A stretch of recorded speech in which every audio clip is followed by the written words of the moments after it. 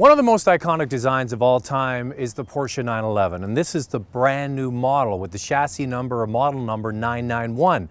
It's a bit confusing because 911 is also known as a Carrera, also known by its chassis number, and this is the latest. They've gone through a series of different numbers, 964, 993, 996, 997, and this is 991. This is really only stuff that Porsche files know about. Regardless, it's a brand new car and it is very different.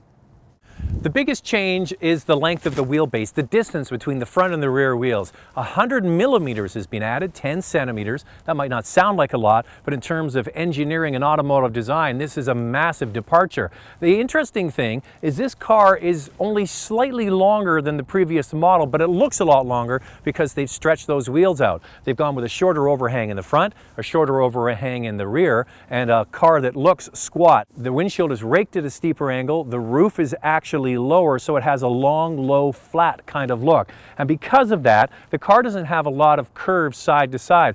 Older cars, especially cars like the 993, have beautiful curvy hips, and this one is kind of flat along the side. The interior that debuted in the Porsche Panamera is migrating. It's gone from that car to the Cayenne, now to the new Carrera. It'll be seen in the Boxster shortly and the Cayman. It's basically the architecture on the inside they're going to use for all of their cars, and it is one of the best in the business. The fit and finish inside this Carrera is spectacular. The materials are first rate. Granted, this one does have an optional full leather interior, which is mega bucks. It's got the optional sport seats with multitude of adjustment. It brings in the lumbar support on the sides, the eye support. It even has an extender on the bottom. Beautiful seats. The steering wheel and the controls are all made of high quality material. When you look at the aluminum finish here, it isn't plastic, it's the real deal. Alcantara roof liner, great seating position. Even though a lot of people have complained and said maybe this new Carrera is a GT car, when you sit in the car and you drive it, it doesn't feel that way at all. It still feels like a tidy small package. You're basically cocooned inside a small car. The passenger and the driver sit closely together. The roof, even though it's lower, there is the same amount of headroom as the older car. The way they achieve this is the sunroof now pops up instead of retracting down and inside the cabin. The seats are comfortable, as I mentioned. The back seats, even though there's more legroom because of the longer wheelbase, are really still small and only basically a fun place for kids to sit until they're about 10. What you'll notice around the back is a car that has a very unique look. This is the one view of a 911 that instantly says it's a Carrera. It's a 911, it's a Carrera, it's a 991, and it's all been advertised here on the back of the car. There's a lot of business going on here. Porsche says along the back, 911, Carrera S. A little bit too much bling for my taste. In the old days, they just used to have Carrera S and that was it. But you know what? People are paying all the money to get this car. Maybe want to have that advertising factor. The taillights are a lot narrower now, and some have said it looks Aston Martin inspired, and I would agree with that. It's a very tidy package back here. When you open up the rear deck, there's really nothing to look at.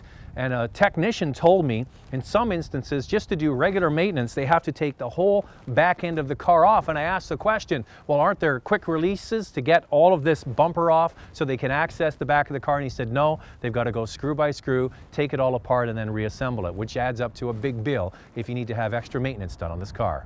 There's also been a departure in design when it comes to the spoiler that's integrated in the back. Previously, you had the whole rear deck would tilt up to provide that spoiler at speed. Now you have this part remain and this big spoiler across the back tilt up at a kind of awkward looking angle, and it doesn't look as elegant as previous versions that had that kind of ducktail look. This one has been integrated. It looks good when it's down, when it's up, not so much.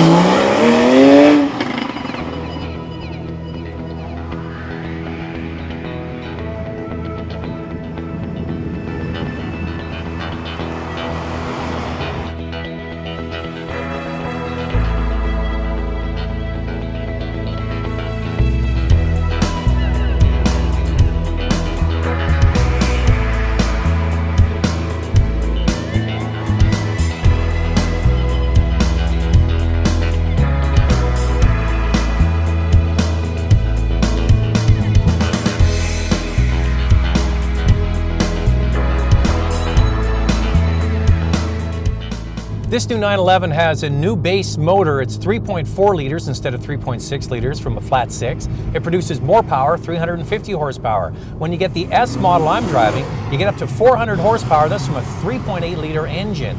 These cars are lighter, they're faster, and they're more efficient than the models they replace. The main reason Porsche went to a longer wheelbase, they state, is high-speed stability, which really isn't a problem in North America, but for Autobahn speeds, it definitely would be an improvement. People that take their Porsche 911 to the track might also benefit from this. Regular drivers benefit in two ways. First of all, with a longer wheelbase, you get a more compliant suspension over regular driving roads. The biggest change I noticed with this car is it has the adjustable suspension. You can put it into sport chassis or you can drive it just in the regular mode. In the old car in regular mode, it used to bounce over bumps, especially the backhand suspension. Now when you're in regular mode, not sport chassis, it feels like a regular passive suspension. Gives good feedback to the driver. If you want that extra step, you hit the sport chassis and you're good to go. For all those people that say that this is now a GT or a Gran Turismo car, I couldn't disagree more. You look at a car like the Nissan GT-R, it feels much bigger when you're driving that car. Once you get into this new 991 and you drive it for a while, you forget all about the older model. It doesn't feel much bigger. Actually, it's really not that much bigger. It's slightly longer. It has a longer wheelbase, but for people on the inside, what they benefit from is a nicer interior, and I'll take that. So for anybody that dismisses this 911 as a GT car, just drive one for a while. You'll change your mind.